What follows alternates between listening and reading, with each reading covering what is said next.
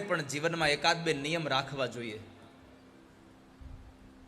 અને નિયમ રાખશો ને તો કંઈક મેળવશો, નિયમ રાખશો તો કંઈક ફળ પ્રાપ્ત થશે. એકવાર એક પતિ પત્ની બરાબર રહેતા હતા. પત્ની બરાબર ભગવાનના ભજનમાં જાય, સત્સંગમાં જાય, પણ પતિ ક્યાંય જાય નહીં. પતિને બહુ આવવા માટે આમંત્રણ આપે કે તમે ચાલો ને ચાલો ને ચાલો ને, પણ પતિ જરા એકનો બે થાય નહીં. એકવાર પત્ની હવારમાં પતિ ઉઠ્યા અને ચા ન મળે, ચા ન બનાવી. અને પતિને એટલી ટેવ કે સવારમાં ઉઠીને ચા જોઈ પહેલા તો. પત્નીએ ચા ન બનાવી દીધી. એટલે પતિએ પૂછ્યું કે તમે ચા કેમ ન બનાવી આજે? તો કહે છે તમે નિયમ લ્યો પછી તમને હું ચા પીવડાવું. ઓલો માથું ખંજવાળતો સવારના પોરમાં વિચાર મારે શું નિયમ લેવો.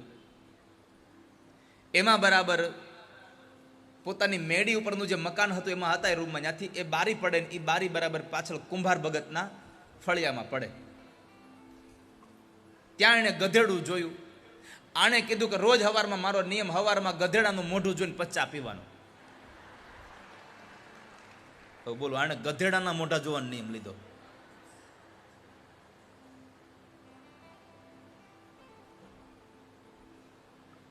પત્ની કીધું કાંઈ વાંધો નહીં, એ નિયમ તો રાખ્યો તમે.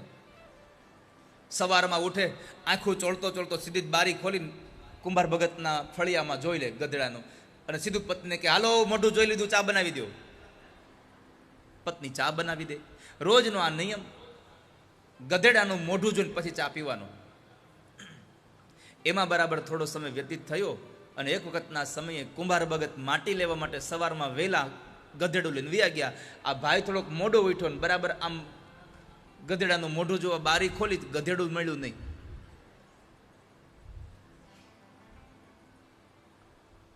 કે ગધેડું ક્યાં ગયું છે? આંખું ચોળતો નીચે ગયો, કુંભાર ભગતના ઘરમાં જઈને ચારે બાજુ ફળિયામાં ગોતે. ભગતના પત્નીએ કીધું કે ભાઈ શું ગોતો તમે? તો કે તમે અહીંયા ઓલું ગધેડું બાંધતા હતા એ ક્યાં ગયું? એ તો તમારા ભાઈ લઈને ગયા. ક્યાં? માટી લેવા. કઈ બાજુ ગયા હશે? ઉગમણી બાજુ ગયા હશે. આને થયું કે એ બપોરે છેક આવે ત્યાં સુધી ચા મળે નહીં, દિવસ બગડશે. હવે શું કરવું? લાવ એનું ગધેડાનું મોઢું જોવા ન્યા જઈ આવું. આ બાજુ કુંભાર ભગત બરાબર માટી ખોદતા હતા ને એમાં બરાબર જરાક ખાડો ઊંડો થયો અને રાણી સિક્કાથી ભરેલો આખો એક ઘડો મળ્યો. 7 પેઢીને ક્યારેય કમાવું ન પડે એટલું ધન હતું એમાં. આમ તમે જુઓ તો આનંદ થઈ ગયો. મોઢા ઉપર ધૂળ સાફ કરી એણે નક્કી કર્યું કે જો આ કોઈને ખબર પડશે તો સરકારમાં વહી જાય ધન, કોઈને ખબર નથી પડવા દેવી. હજી આવો વિચાર કુંભાર ભગત મનમાં કરે, કોઈને ખબર નથી પડવા દીધી. ત્યાં ઓલો માણસ બરાબર નજીક આવ્યો અને જોઈ લીધું ગધેડાનું મોઢું, બોલતો ગયો એ જોઈ લીધું, પાછો વળ્યો. તો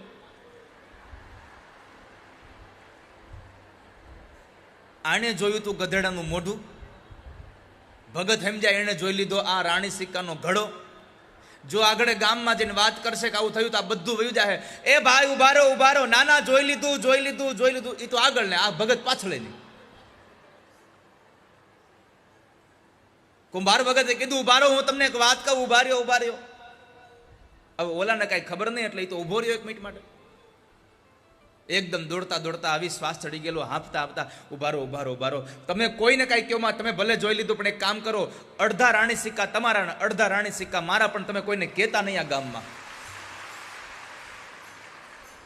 હવે તમે જ ખાલી વિચાર કરો કે ગધેડાનું મોઢું જોવાનો એક નિયમ રાખ્યો તો રાણી સિક્કા મળ્યા. રોજ હવારમાં ઠાકોરજીના દર્શનનો નિયમ રાખ્યો તો શું મળી જતા સંસારમાં? માણસ નિયમ સાથે જીવન જીવે.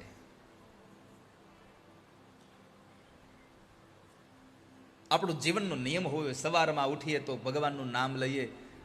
કંઈક ખાવા પીવાની વસ્તુ આપણને, જો આપણા ખાવા પીવાનો સમય આવે તો ભગવાનને યાદ કરીને. પહેલાના સમયમાં બહેનો કેટલા વ્રત રાખતા. કોઈ માતાજીનું નામ રાખે, કોઈ ભગવાનનું નામ રાખે.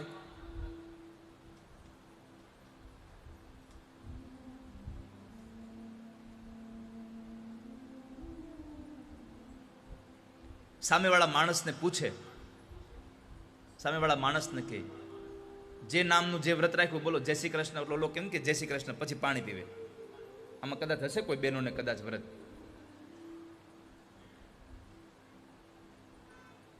ભગવાનને યાદ કરીને પોતાનું કામ કરે. આ દુનિયામાં બધું ભૂલી જાજો વાલા ભક્તજનો, ભગવાનને ન ભૂલશો ક્યારે હો. ઈશ્વર ન ભૂલાઈ જાય.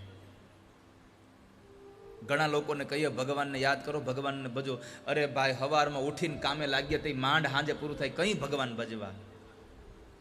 આવા જવાબ વાળા માટે એક જ પંક્તિ છે, કરતા જઈએ ઘરના કામ, કરતા જઈએ લેતા જઈએ રામનું નામ, લેતા જઈએ રામનું નામ. તમારું કામ કરતા કરતા પણ પરમાત્માને યાદ કરો. જેમ જમતા જમતા વાતો કરો છો એમ જમતા જમતા ભગવાનને યાદ કરીને જમી શકાય. ઘણા ઘણા જમે ઓછું ને વાતું વધારે કરે, જગ્યા ખાલી ન કરે કોઈ રીતે. તૃણાવર્તને ભગવાન ના પાડે છે, પણ તૃણાવર્ત માન્યો નહીં એટલે પરમાત્માએ વજન વધાર્યો. તૃણાવર્તની ગતિ શાંત થઈ, મંદ થઈ. એટલે તૃણાવર્તના મનમાં વિચાર આવ્યો કે હું આ કોણ લઈ આવ્યો? નાનું બાળક લઈ આવ્યો કે કોઈ મોટી પથ્થરની શિલા લઈ આવ્યો નંદ બાબાની? અંત સમયે પથ્થરની શિલા યાદ આવી તો ભગવાને પથ્થર સાથે પટકી અને એને મોતને ઘાટ ઉતાર્યો છે. કારણ કે અંતે યામતી સા ગતિ. ભગવાને એને મોતને ઘાટ ઉતાર્યો. ત્યાર પછી માં યશોદા લાલનજીને ખોળામાં લઈ અને પૈપાન કરાવતા હતા. ભગવાને ઘણું બધું પૈપાન કર્યું. માં યશોદા વિચાર કરે છે કે આ દૂધ પીવાનું બંધ કરતો જ નથી, આ કેમ આટલું બધું દૂધ પીતો હશે? માએ રમાડતા રમાડતા ભગવાનના કમરમાં હાથ લઈ જઈ ગલીપચી કરીને ભગવાનને હસાવ્યા. ભગવાન જ્યારે મોઢું ખોલે છે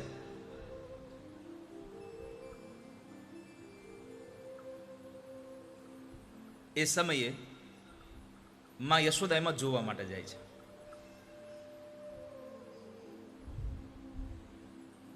માનું ધ્યાન કૃષ્ણ સામે હતું. ભગવાને બગાસું ખાધું અને ભગવાનના મોઢામાં જોવા ગયા. પરમાત્માએ પોતાના મુખારવિંદની અંદર માં યશોદાને 14 બ્રહ્માંડના દર્શન કરાવ્યા છે.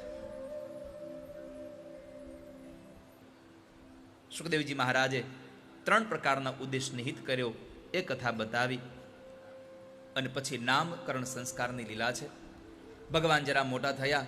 આ બાજુ વસુદેવજી મહારાજે ગર્ગાચાર્ય ઋષિને કહ્યું કે બાપજી, અત્યારે મારી પાસે તમને દક્ષિણા દેવા માટે કશું નથી, પણ સમય આવશે એટલે હું તમને દક્ષિણા આપી દઈશ. પણ એક કામ કરો ને, મારી પ્રાર્થના છે તમને કે તમે જાઓ ગોકુળમાં અને નંદ બાબાના ઘરે જઈ અને મારા દીકરાનો નામકરણ સંસ્કાર કરી દો.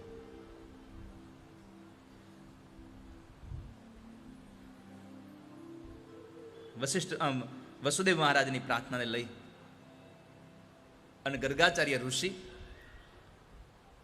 નંદ બાબાના ઘરે આવ્યા છે.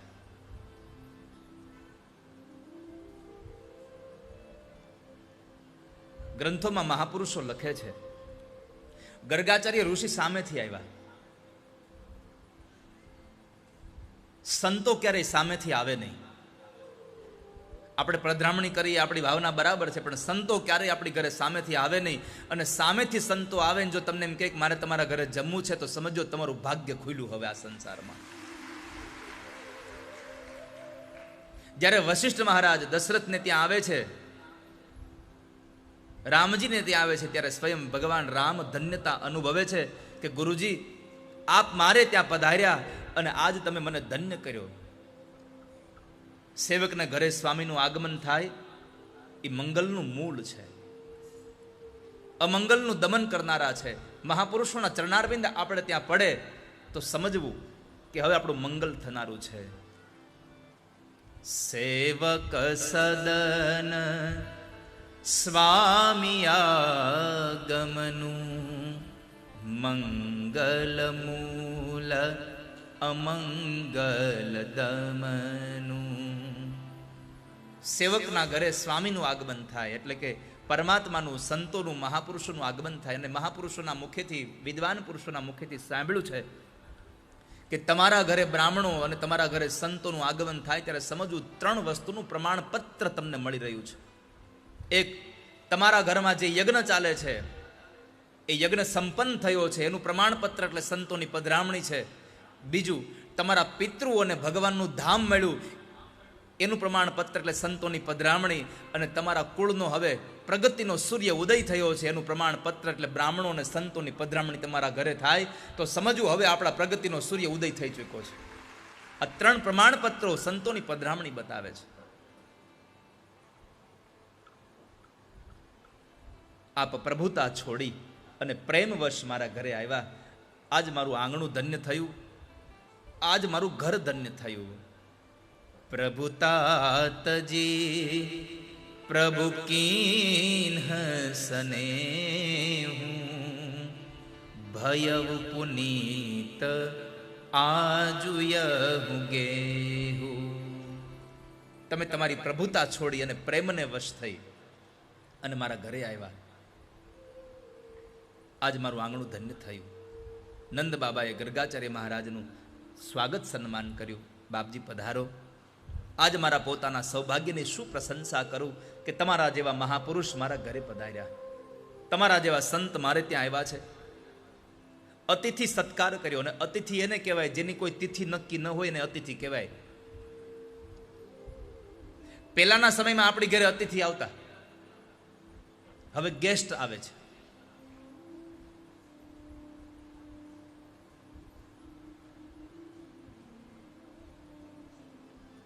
અને અતિથિમાં જાણો હોય જ ન હોય, અજાણો આવે તો એને અતિથિ જ કહેવાય. મથુરામાં સૌ કુશળ તો છે ને. બ્રહ્મને જાણનારા આપ શ્રેષ્ઠ છો.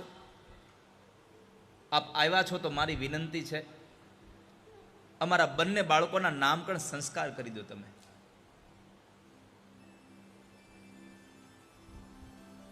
ગર્ગાચાર્ય મહારાજને બહુ આશ્ચર્ય થયું કે જે કામ માટે હું અહીંયા આવ્યો છું એ સામે ચાલીને મને આ વિનંતી કરે છે. કારણ કે હું તો નામકરણ સંસ્કાર માટે જ આવ્યો છું અને આ ગર્ગાચાર્ય મહારાજ નામકરણ માટે આવ્યા હતા. નંદજી મને પ્રાર્થના કરે છે. એવું ન કહ્યું કે મારા છોકરાનું નામ પાડો. નંદ બાબાએ કહ્યું અમારા દીકરાનું નામ પાડો. ગર્ગાચાર્ય પૂછ્યું તમારા દીકરા? તો કે હા, એક મારો અને એક મારા વસુદેવ, મારા મિત્રનો એક દીકરો છે, એનું નામ તમે નામકરણ સંસ્કાર કરી દો. નંદ બાબાના મનમાં ભેદભાવ નથી. ગર્ગાચાર્ય મહારાજે નિવેદન કર્યું કે તમારા કહેવા પ્રમાણે હું બાળકોના નામકરણ સંસ્કાર તો કરું, પણ રોહિણીનું પુત્રનું નામ જો પાડીશ એમાં વાંધો નહીં આવે, પણ તમારા દીકરાનું નામ પાડીશ તો લોકોને થશે કે હું યાદવોનો કુળગોર છું અને તમારા દીકરાનું નામ પાડું તો કોઈકને શંકા જશે. નંદ બાબાએ કહ્યું મહારાજ, આપ જેવા વિદ્વાન માણસ, આપ જેવા પવિત્ર માણસના હાથથી જો નામકરણ સંસ્કાર થતું હોય તો અમારે જાહેરમાં નામકરણ સંસ્કાર નથી કરવું, આપણે એકાંતમાં નામકરણ સંસ્કારની કથા આપણે લીલા કરી દઈએ, એની પૂજા આપણે એકાંતમાં કરી દઈએ. અહીંયા આપણને બતાવ્યું છે કે આપણે ત્યાં સંતાન જન્મે જો બની શકે તો કોઈ મહાપુરુષના મુખારવિંદથી એનું નામકરણ સંસ્કાર કરાવરાવજો. કોઈ મહાપુરુષને કહેજો કે તમે આનું નામ આપો. અને હું તમને લખીને દઉં કે તમે નામ પાડશો તો 90% નામ તો કદાચ તમે અર્થવાળા જ પાડશો. 10% એવા નામ હોય છે કે જેનો કાંઈ અર્થ જ ન હોય, હાવ વ્યર્થ જ હોય. પણ સંતો જે નામ પાડે છે, જે મહાપુરુષો નામ આપશે ને, એની અંદર કોઈ ભગવાનનું નામ પણ સમાયેલું હશે. એટલે તમે જ્યારે તમારા દીકરાને કે તમારી દીકરીને બોલાવતા હશો ને નામથી, ત્યારે તમને એમાં ભગવાનની સ્મૃતિ પણ થઈ જશે. માટે કહું છું, મહાપુરુષોના મુખારબિંદથી નામકરણ સંસ્કાર કરાવજો.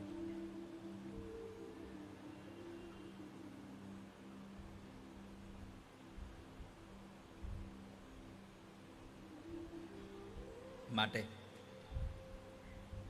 તમારા મુખારબિંદથી નામકરણ સંસ્કાર થાય એવી કૃપા કરો. એકાંતમાં ગૌશાળાની અંદર કોઈને ખબર ન પડે એમ નામકરણ સંસ્કારની વિધિ કરે છે. સ્વસ્તિ પુણ્યા વાચનથી આ કર્મનો પ્રારંભ કર્યો અને સૌથી પહેલા રોહિણીના પુત્ર મોટા છે એટલે પેલું વેલું એનું નામ રાખે છે. અયમ હિ રોહિણી પુત્રો રમયન સુહૃદો ગુણૈ આખ્યાસ્યતે રામ ઇતિ બલાધિક્યાત બલમ વિદુઃ. નંદરાય, આ રોહિણીના દીકરા છે એ બળમાં મોટા છે, બધાને એકત્ર કરીને રાખશે એટલે પેલું વેલું નામ એનું હું બલરામ રાખું છું. બલરામજી મહારાજનું નામકરણ સંસ્કાર થયું. બોલીએ બલરામજી મહારાજ કી. બલરામજી મહારાજનું નામકરણ સંસ્કાર થયું અને ત્યાર પછી રોહિણીના ખોળામાં ભગવાન હતા. એને જોઈને નંદ બાબાની સામે જ ગર્ગાચાર્ય મહારાજની આંખો બંધ થઈ ગઈ. થોડી વારના એ સમય વીત્યા પછી માં યશોદાએ નંદ બાબાને કીધું, નંદરાય, બાબાને કહો હવે આપણા છોકરાનું નામ પાડે.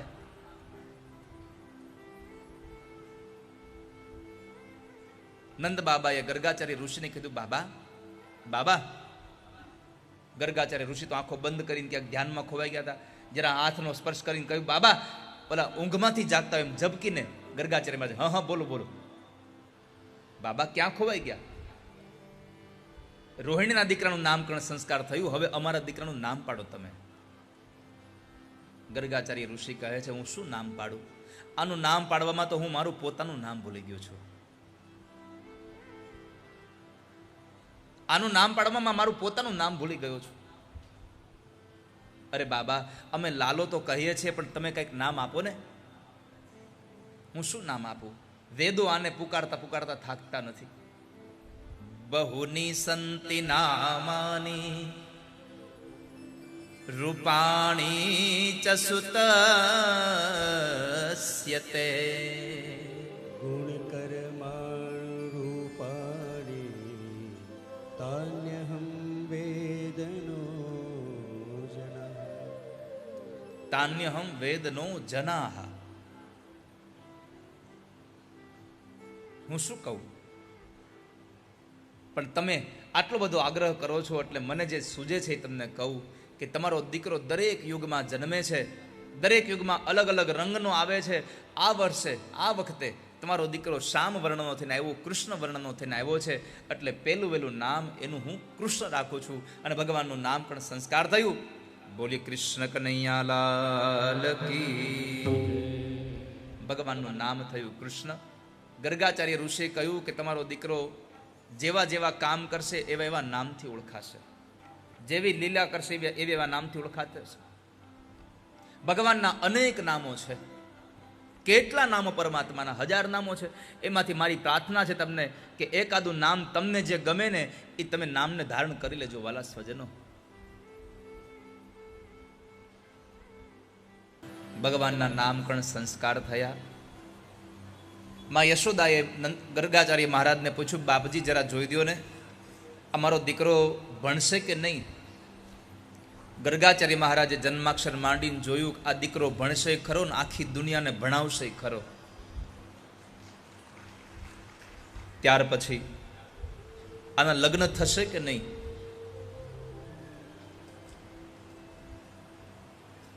માએ પ્રશ્ન પૂછ્યો એટલે બાબાએ કીધું કે હા માં, લગ્ન થશે પણ 1-2 લગ્ન નહીં થાય. આના તો 16,108 લગ્ન થવાના છે. માની આંખો ફાટી રહી કે આટલા બધા લગ્ન થશે આના. પણ એ વખતે બધા જ એકબીજાને અનુકૂળ રહેતા હતા એટલે 16,108 વહુની સાથે પણ સાસુમાં ખુશ હતા.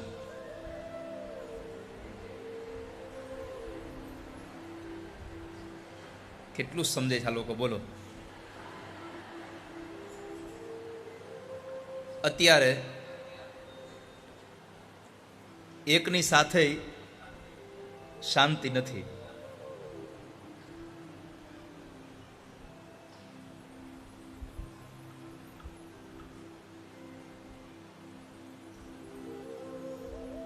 નહીં તો હવે તો સાસુમાં અહીંયા સાસુપણું ભોગવાનું ભૂલી ગયા છે. નહીં તો પહેલાના સમયમાં તો સાસુ આમ તમે જુઓ તો જેટલો વટ દેશના વડાપ્રધાનનો હોય એટલો જ તો સાસુનો હોય.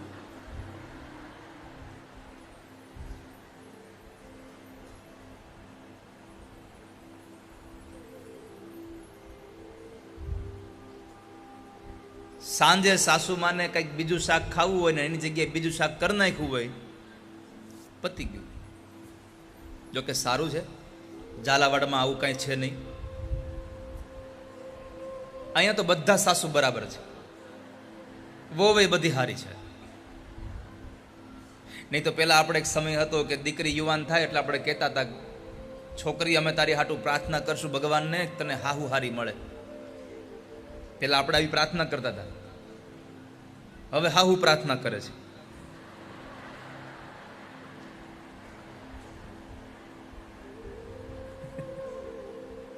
હવે સાસુ પ્રાર્થના કરે છે. પેલા છોકરીઓ પૂજા કરતી હાહુ હારી મળે એટલે.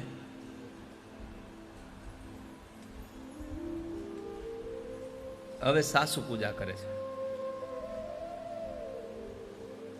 પણ એક વાક્ય કહું તમને, આપ ભલા તો જગ ભલા.